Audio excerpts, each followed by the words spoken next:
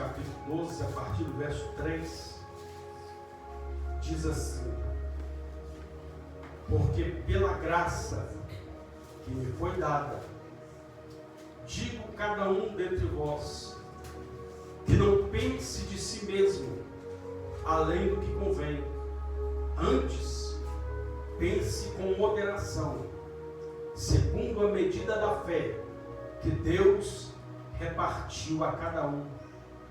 Porque assim como num só corpo temos muitos membros, mas nem todos os membros têm a mesma função, assim também nós,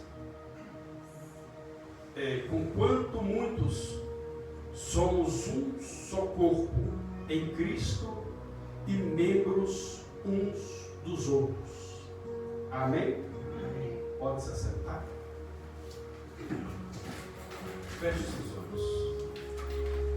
Santo Deus, eterno Pai, Deus, em nome de Jesus, eis-nos aqui diante da Tua palavra, Senhor. Deus, fale conosco, nos abençoe, nos direcione, meu Pai, para que possamos entender e compreender a vontade do Senhor para as nossas vidas. Vontade essa que é boa, perfeita e agradável, em nome de Jesus. E você diz amém. Amém? Amém? Glória a Deus. Irmãos, nós vemos aqui alguns versículos, do capítulo 12 de Romanos, onde o apóstolo Paulo, ele escreve à igreja de Roma e vem trazendo para a nossa vida uma reflexão acerca do corpo. Diga corpo. Diga eu sou membro, parte do corpo de Cristo. Amém? Imaginemos nós somos o corpo. Nós somos o corpo. Mas para que o nosso corpo ele seja um corpo completo, para que ele seja um corpo saudável, para que ele seja um corpo completo, é necessário que todos os membros estejam nele. Se me tirar um braço, vai fazer falta esse braço. Se me tirar um olho, vai fazer falta esse olho. Se tirar um dedo da minha mão, vai fazer falta esse dedo. Se tirar a minha orelha, vai fazer falta essa orelha.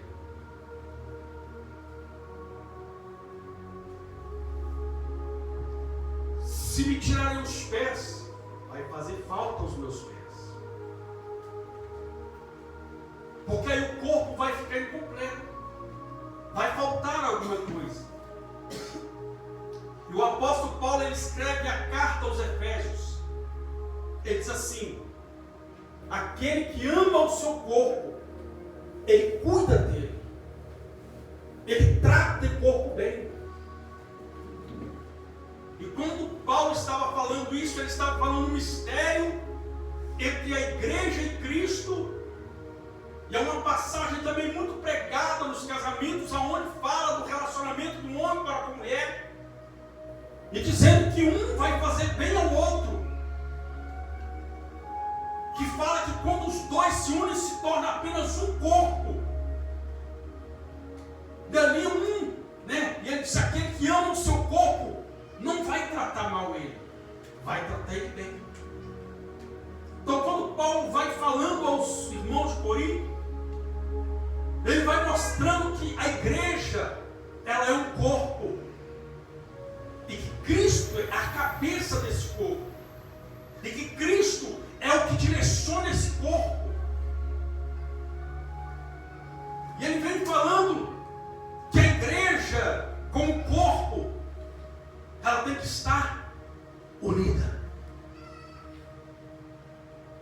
Uma igreja, uma pessoa para se dizer que ele é membro do corpo, ele tem que estar junto. Então, se nós agimos e dizemos que somos parte do corpo, se faltar um irmão, tem que doer na nossa alma. Tem que doer, porque é um membro do corpo que está faltando.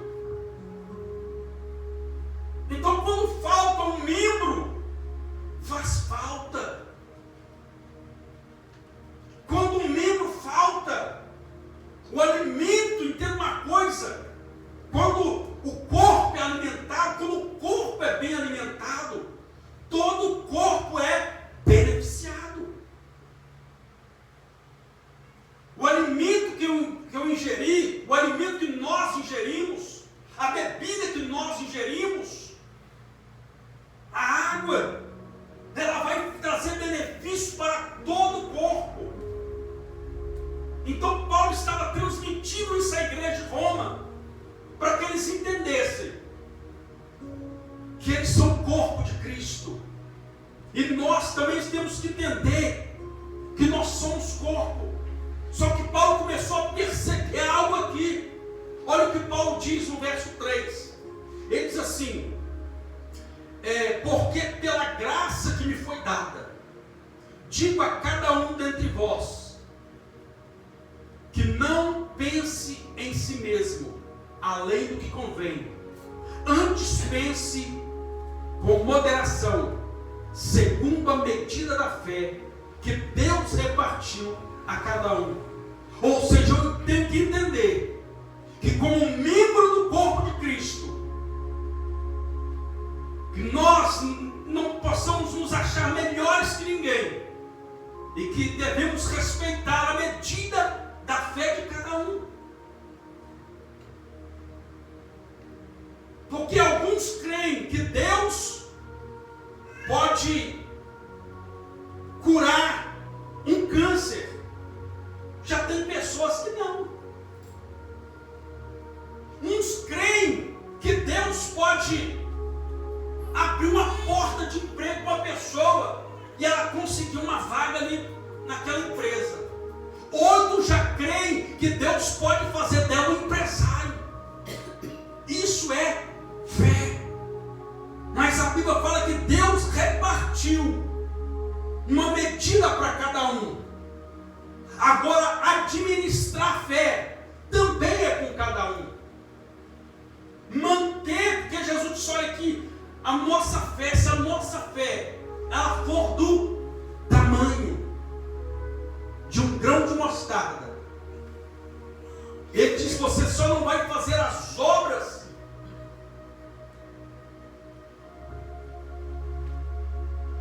não vai só dizer, fazer as obras, o que foi feito com aquela figueira que Jesus amaldiçoou, mas se a sua fé for do tamanho de um grão de mostarda, você vai dizer a este monte: ergue-te daqui, e assim se fará.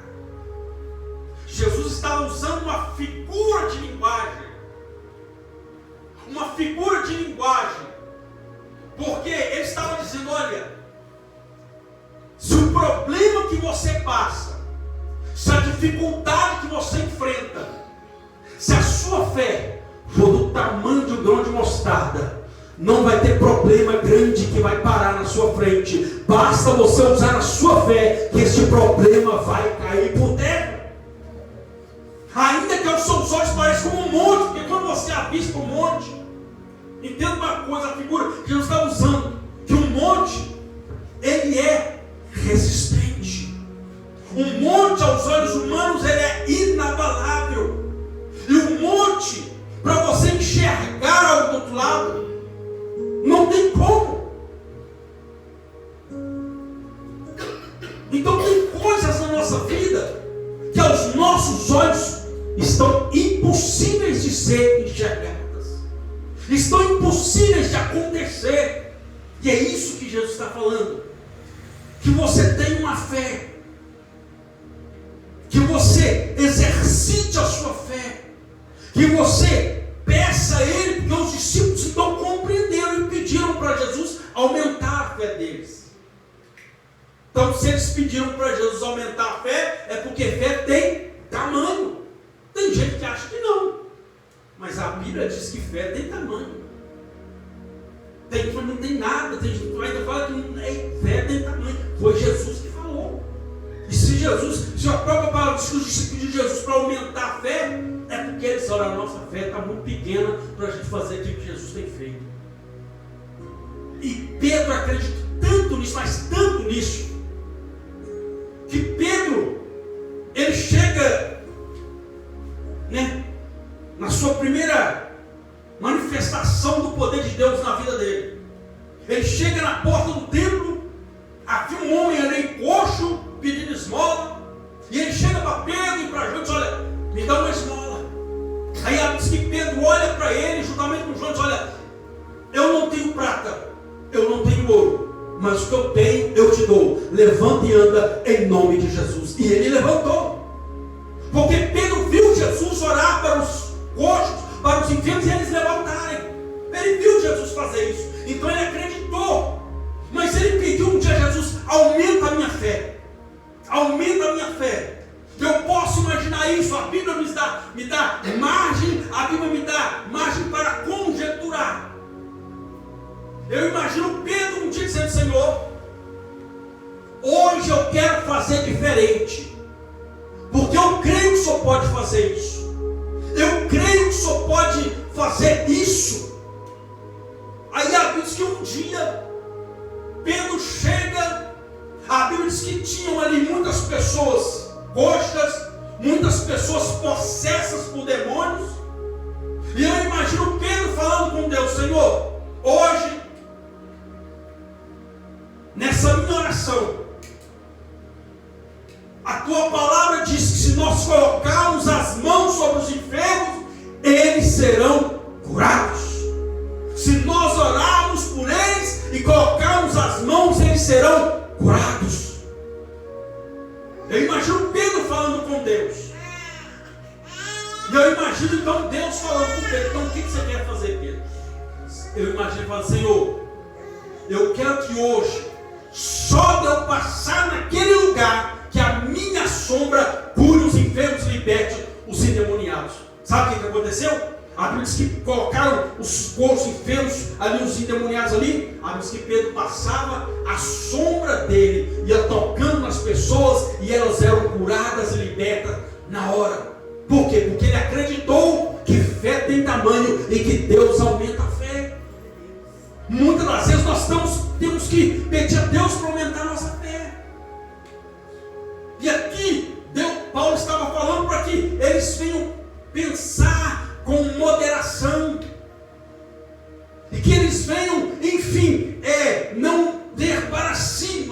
Deixa eu ler de novo o texto aqui, para você entender. Olha o que Paulo disse: porque pela graça que me foi dada, Paulo está falando: olha, isso não é mérito humano, isso aí é favor imerecido, é Deus quem faz, o homem não faz nada.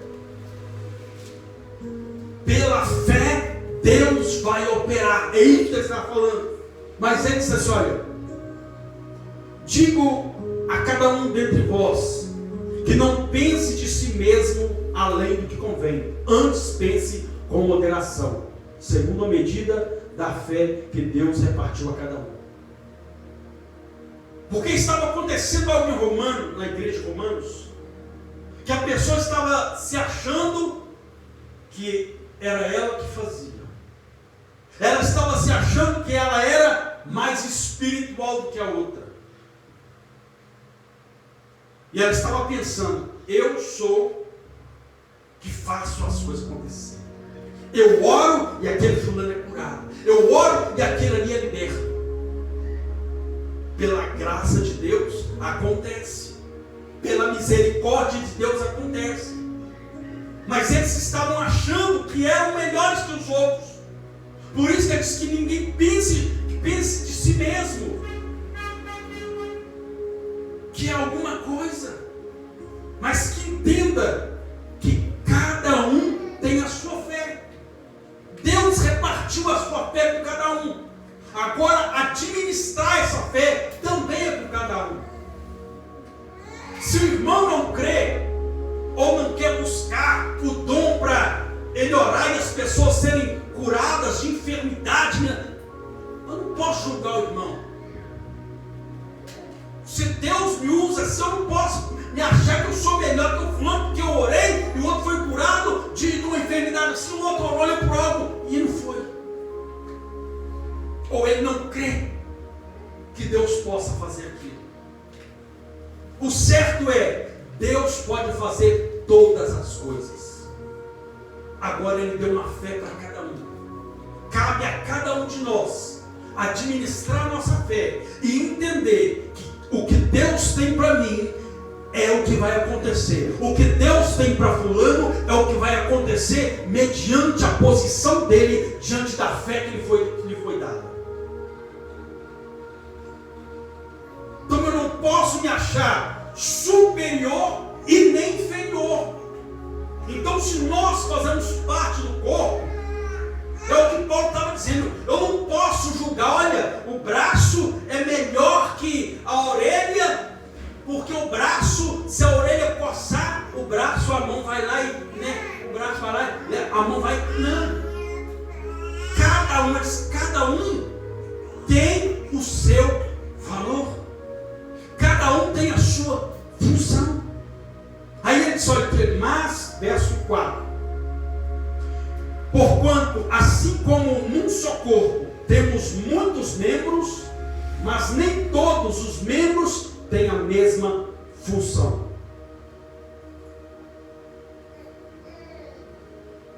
Ou seja, ele está dizendo, o corpo é composto por membros, mas cada membro tem uma função. A orelha tem uma, o ouvido tem uma, os olhos tem um, a boca tem outro, a mão tem um, o pé tem outro, mas cada um tem sua função. Paulo estava falando que Deus deu dom para cada um que está aqui nessa noite. Amém. Ou seja, não tem ninguém inútil no reino de Deus. Não tem ninguém inútil no reino de Deus. A Bíblia diz que quando Paulo, antes de se converter, a Bíblia diz que Paulo perseguia a igreja. Que Paulo, esse mesmo Paulo que escreveu Romanos, este Paulo, ele enviava cartas para as pessoas serem presas.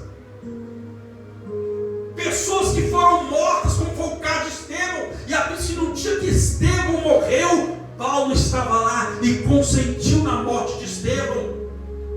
A Bíblia diz então que Paulo tem um encontro com o Senhor. Paulo então cai do cavalo, fica cego, 3 dias de jejum, não via nada, não comeu nem bebeu, estava falando com Deus em oração.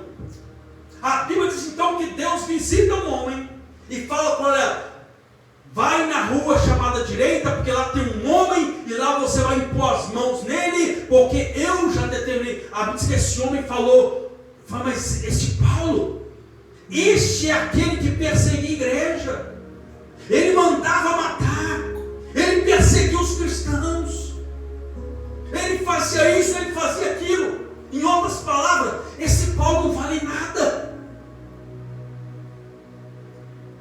Aí Deus falou com ele, para mim ele é um vaso escolhido. Para as pessoas, muitas vezes, eu e você podemos não valer nada, mas para o nosso Deus, nós somos vaso escolhido. Nós temos um valor diante do Todo-Poderoso. Então aplauda e glorifique esse Deus. Nós temos valor. A Bíblia diz que quando Davi foi ungido, antes de Davi ser ungido, Samuel chega na casa do pai de Davi. A Bíblia diz então que eles se colocam em fila de posição. Samuel adentra a casa e avista Abinadab, o irmão mais velho de Davi, e diz, olha, perante mim com certeza está o novo rei de Israel. Quando ele vai ungir, Deus brada no céu e diz, opa, para aí. escolhesse. Você escolheu por aquilo que você está vendo. Porque tem pessoas que nos medem por o que estão vendo na nossa vida. Nos medem pela roupa que vestimos, nos medem pela casa que moramos, nos medem pelo carro ou a bicicleta, nos medem por aquilo que nós temos. Mas o nosso Deus, Ele enxerga além daquilo que temos, Ele enxerga a nossa alma. A Bíblia diz então que Deus falou: opa, não atentes para a sua aparência. Ou seja, Deus não se ilude com a aparência. Deus não se ilude com a aparência. Não se ilude. Porque se Deus se levasse pela aparência, aquele mendigo ia para o inferno, todo maltrapilho, todo sujo. E aquele rico então andava de, como trazendo para os de hoje, andava de carro importado, andava nos panos, nos trincos, uma coisa de marca. Se fosse por isso, ele estava no céu. Mas Deus não se ilude por aparência. Deus fala com Samuel: não é esse aí não. Você enxerga o que está por fora, eu porém vejo o que está no coração. Passaram 7 irmãos de Davi, nenhum deles. Aí a Bíblia diz que Samuel olha para Jessé e diz: olha, porventura acabaram-se os meninos? Aí Jessé, o pai de Davi, poderia falar: ainda falta o meu filho mais novo, o Davi. Não. Sabe o que ele falou? Falta o menor. Falta o menor. Cadê ele? Está lá no pasto cuidando de ovelha. Abertamente falando, Davi estava trabalhando e tinha um monte de vagabundo dentro de casa, sem fazer nada. A palavra certa é essa. Ninguém fazendo nada, Davi estava lá cuidando das ovelhas. A palavra de Deus foi essa para Samuel: manda chamá-lo, porque ninguém vai se assentar à mesa enquanto ele não chegar. Ou seja, enquanto Deus não te honrar, quem não acredita em você vai ter que esperar e ver a vitória de Deus na sua vida. Foi o que aconteceu. Davi estava lá no pasto, porque ninguém, nem o pai de Davi mencionou o nome dele. E os irmãos de Davi sempre tinham rixa com Davi. A Bíblia diz então que Davi estava lá no pasto. O Senhor é o meu pastor e nada me faltará. Deitar-me faz em vez de pastos, guia-me mansamente às águas tranquilas e refrigera minha alma. Ainda que eu ande pelo vale da sombra da morte, eu não temerei mal algum, porque tu estás comigo, a tua vara e o teu cajado me consolam. Prepara uma mesa perante mim na presença dos meus adversários. Os irmãos de Davi tinham ele como adversário. Prepara uma mesa perante mim na presença dos meus adversários. Ninguém vai se assentar à mesa enquanto ele não chegar. Prepara uma mesa perante mim na presença dos meus adversários. Unja minha cabeça com óleo. A Bíblia diz que Davi foi ungido na presença dos seus irmãos perante a mesa que Deus preparou. Davi estava profetizando o que Deus faria na vida dele. Então comece a profetizar o que Deus vai fazer na sua vida. Comece a profetizar isso na sua vida. A Bíblia diz então que Davi se achega. Então Davi é ungido diante dos seus irmãos. E o salmo de Davi foi esse: o Senhor é o meu pastor. A Bíblia diz que quando o Espírito, Davi foi ungido, o Espírito de Deus veio sobre Davi, e a Bíblia diz que a partir daquele dia, Deus se apoderou, o Espírito Santo se apoderou de Davi. Se apoderar é tomar e dizer: agora é meu. Como eu disse, podem te julgar quando quiserem. Eu e você somos propriedade exclusiva de Deus. Somos. Mas temos que entender que somos corpo. Então ele disse aqui, olha, porque assim como num só corpo temos muitos membros, nem todos os membros têm a mesma função. Os irmãos de Davi foram chamados para serem soldados do exército de Israel. Era isso que Deus chamou eles. Mas Davi foi chamado para ser rei de Israel.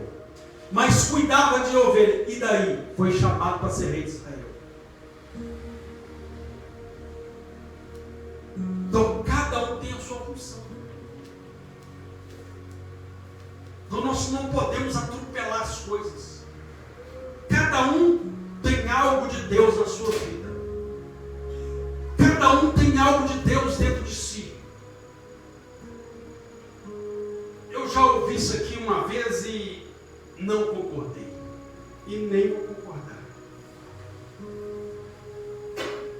Ouvi uma certa feita alguém dizer, olha, eu queria que alguém chegasse nessa igreja e dissesse, quem é o pastor aqui? Todo mundo levantar a mão, sou eu.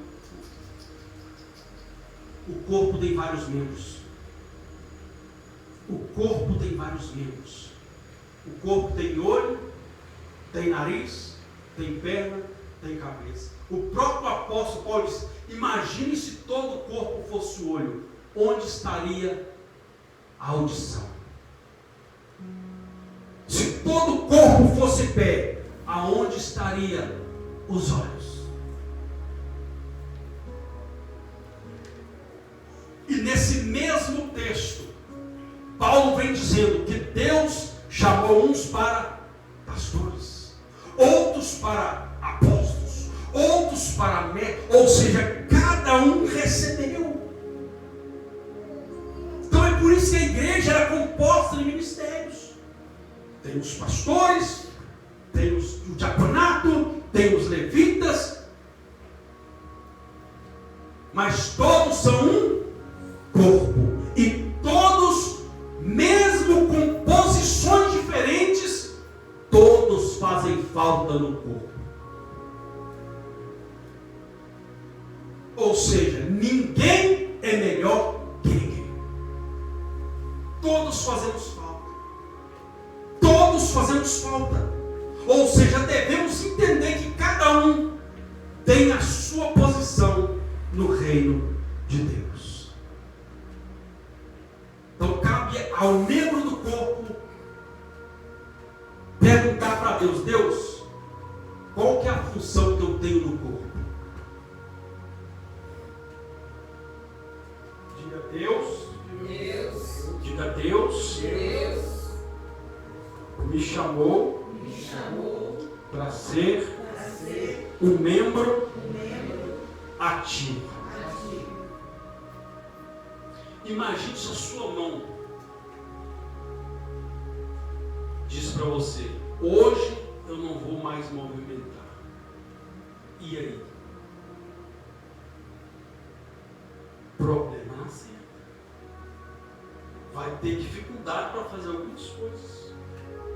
Imagine se o seu pé diz, hoje só um vai funcionar, o outro não. Vai prejudicar.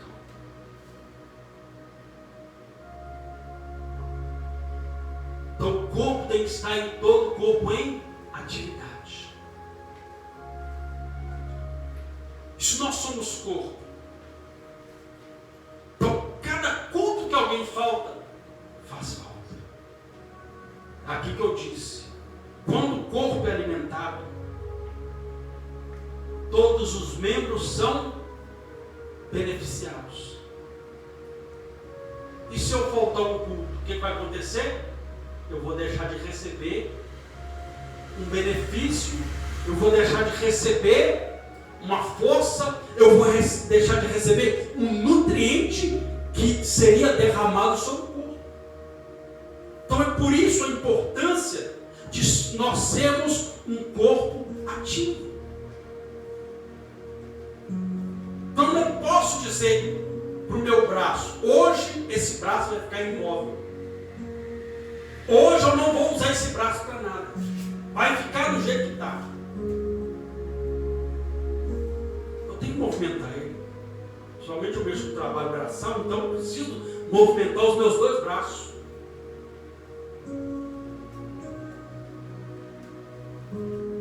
Porque se eu por mim me falar, então esse braço hoje vai trabalhar hoje. Aí o patrão vai, então o corpo todo que se trabalha, pode ir embora. Simples assim. Simples assim.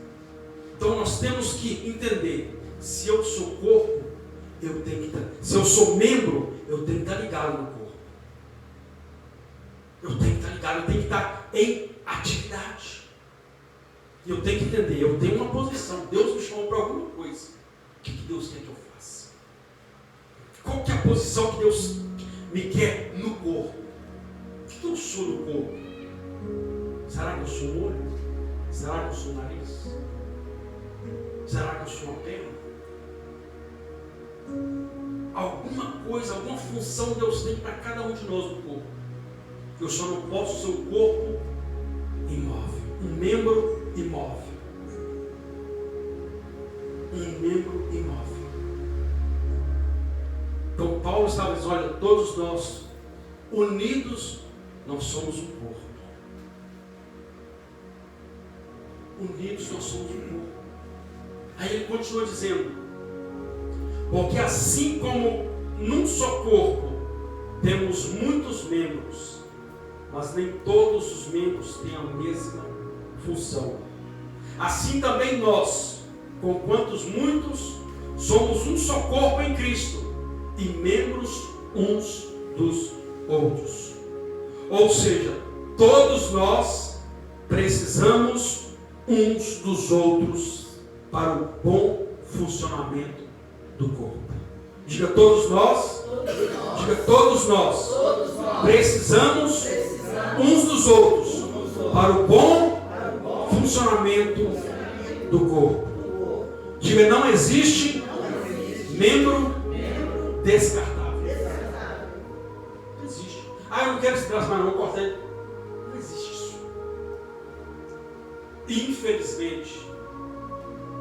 Infelizmente, o que está acontecendo aqui, nesse texto que li, tem acontecido nos dias atuais.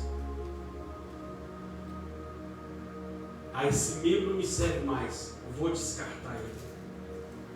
Infelizmente tem acontecido isso nosso.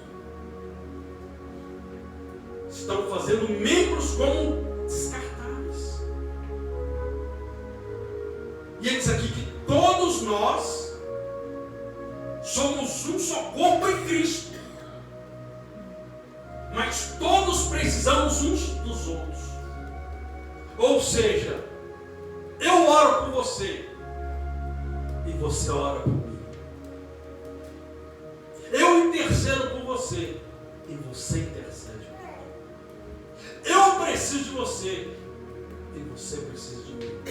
E nós precisamos de Cristo até o fim. Sem cessar, sem parar, sem vacilar, sem temer, sem chorar, sem cessar, sem parar, sem vacilar, sem temer, sem chorar. Eu preciso de você, você precisa de mim.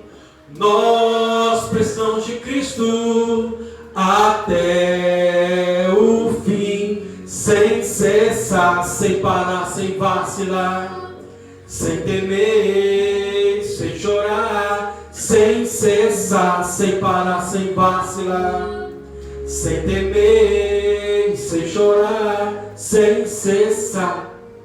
É assim, nós somos um corpo. Nós somos um corpo e temos que estar assim unidos, como uma família. O corpo é uma família. Cada membro faz falta. Então que nós venhamos sentir essa falta quando alguém não vem e também quando nós não podemos vir. Nós temos que sentir falta uns dos outros. Sentir falta. Meu irmão, um culto que a gente perde faz falta. Quando a gente é membro do corpo, a gente entende, olha, hoje esse braço, ele pode estar em função, ele pode fazer alguma coisa. Se ele não pode fazer, ele não faz. Isso vai o quê? Prejudicar o corpo. E espiritualmente é assim, irmãos. Paulo disse que aquele que ama o seu corpo, ele alimenta ele. Para de comer. Para de comer. O que vai acontecer com o seu corpo? Vai enfraquecer. E se você ainda mesmo fraco não comer, o que vai acontecer? Vai morrer. Espiritualmente também é assim. O tempo que nós tivermos, que podemos estar em comunhão com o corpo, com as coisas de Deus, não podemos perder tempo. Não podemos deixar de estar em atividade. Às vezes um dia que a gente pode estar e não está, vai ficar faltando alguma coisa. Então por isso que Paulo disse, nós somos um corpo. Eu não sei que parte você é do corpo. Eu não sei que parte eu sou do corpo. Mas se cada um de nós faltar, vai fazer falta. Vai prejudicar o corpo. E também prejudica o membro. Prejudica o membro. Porque se um exemplo, se eu cortar um braço e deixar ele ali, com o tempo, ele vai começar a secar, apodrecer e perder a utilidade. Então assim também somos nós no corpo. Temos que estar ligados no corpo. Entender que há um cabeça nesse corpo. E o nome dele é Jesus Cristo. Então a maior importância de estar ligado no corpo é porque tem um cabeça. É porque tem um cabeça. E o nome dele é Jesus. Glória a Deus.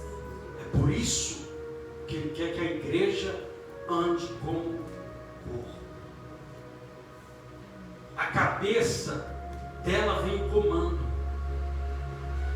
Dela vem o comando para o movimento do corpo.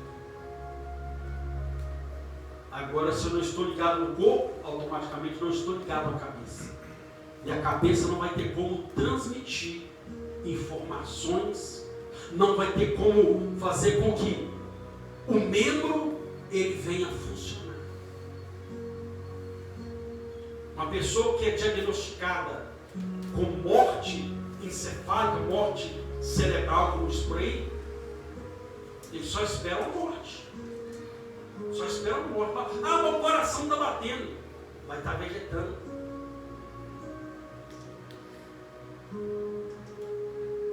Existe transplante de coração?